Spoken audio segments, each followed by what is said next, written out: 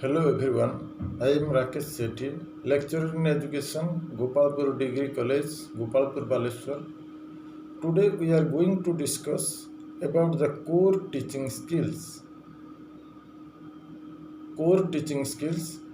Teaching can be analyzed in terms of teacher behavior at least at three levels, namely teaching skill, general teaching behaviors, and specific teaching skills. Teaching skills can be defined as a set of interrelated teaching behaviors for the realization of specific instructional objectives. The set of instructional objectives to be realized by a particular skill will be limited in the number as compared to the totality of instructional objectives, teaching behaviors. At the first level, teaching can be analyzed into component of teaching skills. Concept of teaching skills. Teaching constitutes a number of verbal and non-verbal teaching acts like questioning, accepting students' responses, rewarding, smiling movements, gestures, etc. These acts in particular combinations facilitate the achievement of objectives in terms of a student's growth. A set of related teaching acts or behaviors performed with an intention of facilities students' learning can be called as a teaching skill. According to Gegg, teaching skills are specific instructional techniques and procedures that a teacher may use in the classroom. Teaching skills are very important for presenting instructional knowledge, information, theories or principles to the students. Teaching skills provide the way how to describe the content in front of the students, how to narrate the topic, how to present the topic in a novel way, and different types of teaching skills are essential for delivering a lecture in the classroom. Let us discuss about the teaching skill in details. First, introducing a lesson. This is a very important teaching skill for the teacher. When a teacher introduces a lesson or a unit, he or she gives a brief description about the lesson or the unit in order to draw the student's attention to it. Generally, an introduction to a lesson includes what the teacher does with or without the help of the students up to the stage of stating the aims of the lesson. Teachers differ from each other in the way they introduce a lesson. Studies have shown that the students' learning of the new lesson or unit largely depends on the way of the lesson is introduced. A teacher must possess the necessary skills to introduce a lesson or unit in an effective manner. Introducing a lesson is a skill which is very vital in the teaching learning process. The components of skill of introducing a lesson are describing behaviors using previous knowledge. The previous knowledge refers to the knowledge already possessed by the students. If any knowledge is to be added to the previous knowledge, there should be a logical continuity between them. That means New knowledge must be related to the previous one. When new knowledge is related to the previous one, the teaching and learning program will be effective, interesting, and fruitful. So that new knowledge should also be relevant to the previous knowledge of the students. When we present new knowledge to the students, we have to bring their previous knowledge to their conscious level. Previous knowledge helps the learner to acquire more knowledge about the new facts or theories which have been presented by the teacher. That is why it is said new knowledge should not be given to the students without the basis of previous knowledge, because previous knowledge helps the students to acquire more information or knowledge of the new knowledge. Second is using appropriate devices. Here devices refers to the technique that a teacher uses while introducing a lesson. Such devices can be use of examples, questioning, lecturing, describing, narrating, storytelling, dramatization, audiovisual aids, and experimentation, etc. These devices can help the teacher to provide information or knowledge in a systematic way. A systematic teaching develops a deep learning. The appropriateness of the use of each of these devices depend on its suitability to the maturity level, age, grade level, interest, experience of the students, and also on the lesson to be taught. Suitable devices must be used by the teacher for developing interest, attitude, aptitude of the learner. If interest is developed, then automatically they will understand the subject matter. When they will understand the subject matter, the content knowledge must be retained for a long period. The student's long-term memory will be developed. As a result, forgetting will not be happened. Next, undesirable behaviors. Under undesirable behaviors, lacking in continuity is another problem. Continuity refers to the sequence of ideas or information being presented.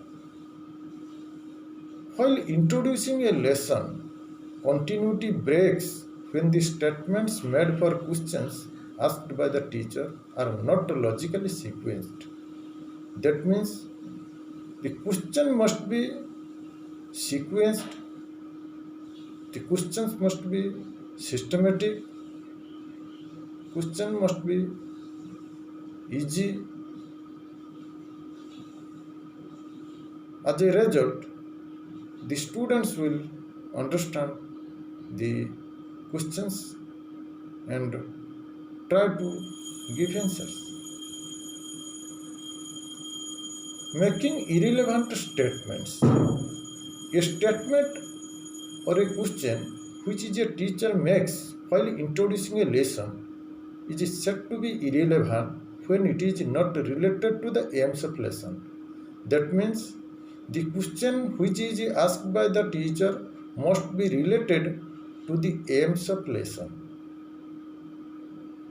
The aims of lesson must be reflected by the questions. Such statement or questions don't contribute to the effectiveness of the skills in terms of establishing rapport with the students. That means irrelevant questions don't yield a good result, don't evaluate the aims of education. Sometimes such statement also confuse the students. If confusion arises, the students will not able to understand the subject matter. So these irrelevant questions must be neglected by the teacher. Another is explaining. In our day-to-day life, we find persons explaining some ideas or phenomena by going deep into the matter with the appropriate examples, logically and organized.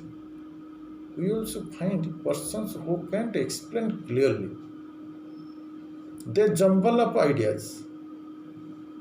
They not only confuse the audience but also get confused themselves.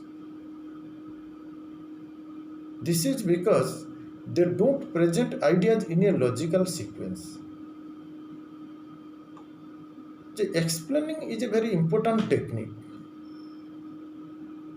Through explaining, the content knowledge must be presented to the students in a simple and methodical manner.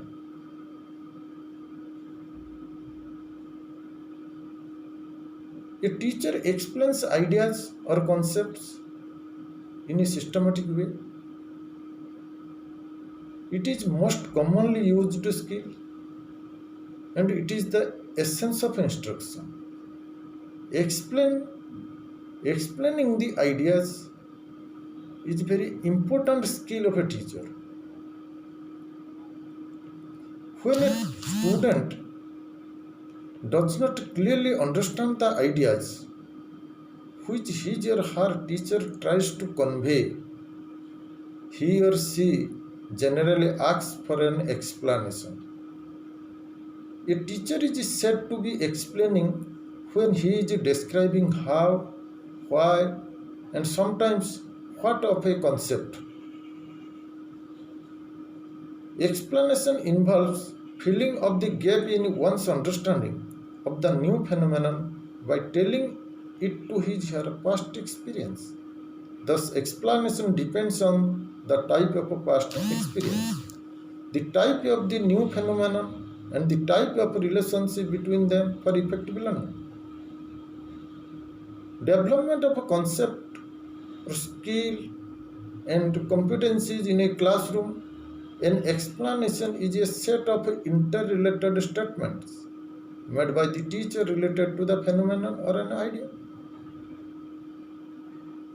While giving explanation, we generally explain causes of the phenomenon, reasons for the action, various steps involved in arriving at particular results, various events that have occurred earlier resulting in the event being explained. All such cases, reasons, steps, events, etc., are called antecedents. Causes, reasons, steps, and events are called antecedent. And such antecedents results in the phenomenon, even result or action. Each of these is known as consequent. Next, another teaching skill is questioning. Questioning is an important teaching skill that a teacher must learn. A teacher needs to put meaningful questions to the students during the teaching learning process. We may be curious to know more about meaningful questions. Let us try to know what makes a question meaningful by considering structure, process, product of questioning. These three processes are very important for the questioning. Structure. Structure refers to the grammatical aspect and the content part of the questions. Various criteria for a well-structured questions are: first was grammatical correctness, second conciseness, third relevance, and fourth specificity. First, we discuss the grammatical correctness of a question. A question should be grammatically correct. If it is not correct, it will create confusion in the minds of the students. Therefore, a teacher should be careful while framing a question. Examples of a grammatical incorrect questions are: question number 1, when did Olympic Games started? This is a question. When did Olympic Games started? And the second question is, where is Lakshmibai born? The above two questions is grammatically incorrect. And the above questions, when did Olympic Games started and where is Lakshmibai born, can be asked correctly. The correct questions of the wrong or incorrect grammatical questions, when did Olympic Games started, and this question can be asked, when did Olympic Games start, but not when did Olympic Games started. Second question, the irrelevant question is, where is Lakshmibai born? But this question can be asked, where was Lakshmibai born? Next, conciseness. A concise question does not have unnecessary or extra words. A question should be direct and straightforward. For example, when did India get freedom? Who is the President of India?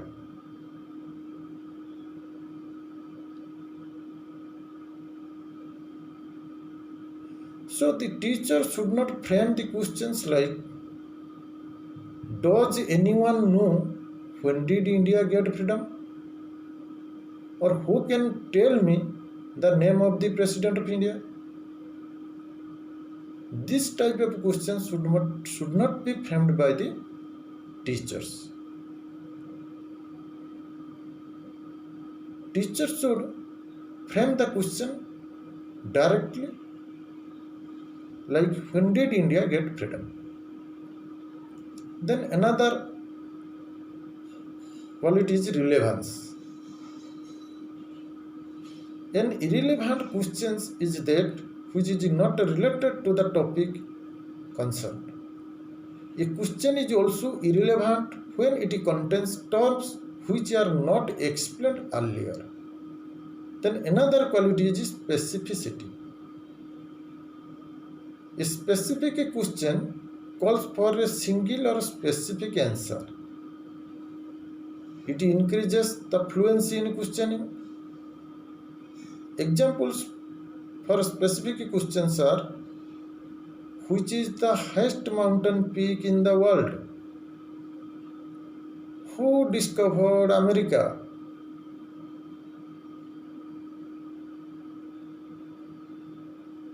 These are the questions which are specific and it requires a single or specific answer. Then another is process. The word process implies the way of asking questions. The following two issues need to be mentioned. First one is the speed of asking questions. Second is the voice of the teacher. And these two, speed of asking questions and voice of the teacher, must be clear. The teacher should ask questions neither too hurriedly nor too slowly. It should be moderately. If the questions are asked too rapidly, the students may find it difficult to comprehend or to understand. They will take much time to understand the questions. On the other hand, if the questions are uttered too slowly, they will decrease the fluency as it is time consuming. Second one is voice of the teacher. Teacher's voice should be audible and clear to all the students in the class, otherwise they may not follow the questions. They may ask the questions to repeat the questions or may not respond at all. Then product.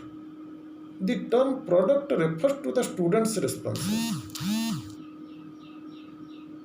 Sometimes, even when nothing is wrong with the structure of the process of questioning, students don't give any responses. The reasons for such a situation could be the students may not be intelligent enough to understand the question. Second, they may not be interested in the lesson. Third one, they may lack the previous knowledge. And fourth one is, there may not be any rapport between the student and the teacher. So that providing reinforcement, we know that all the students need social approval for their behavior. When they are answering or responding in the class, they are eager to know whether their answers and responses are correct or not. When the students come to know that the answer given by them are correct, they feel happy and get encouraged. Thus, their participation in the class increases. In such a situation, we say that students' behavior or responding correctly is reinforced or strengthened. In other words, it may be said that there is a positive reinforcement in the student's behavior. In providing reinforcement, an important point to be remembered. Positive reinforcement means strengthening of desirable behavior. The positive reinforcement increases students' participation in the class. Positive reinforcers are those behaviors of the teacher which encourage students to participate more and more in the class. So, the teacher must use positive reinforcement in the classroom. Another is negative reinforcement. Negative reinforcements weakening of undesirable behavior. It decreases students' participation in the class. Negative reinforcers are those behaviors of the teacher which discourage the students to participate. Skills of reinforcement involves more and more. Therefore, it is said,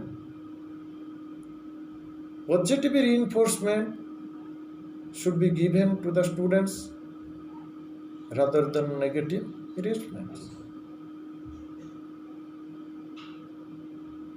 Like different teaching skills must be followed by the teacher while delivering a lesson in the classroom. These teaching skills develop the teaching learning program, makes the teaching learning program effective, interesting, and fruitful. Without following teaching skills, the teaching learning program will not be effective. The teacher should not reach at his destination. On the other hand, students are unable to produce good result. Therefore, basic core teaching skills must be followed by the teacher while delivering lesson in the classroom. This is all about the core teaching skills. Thank you.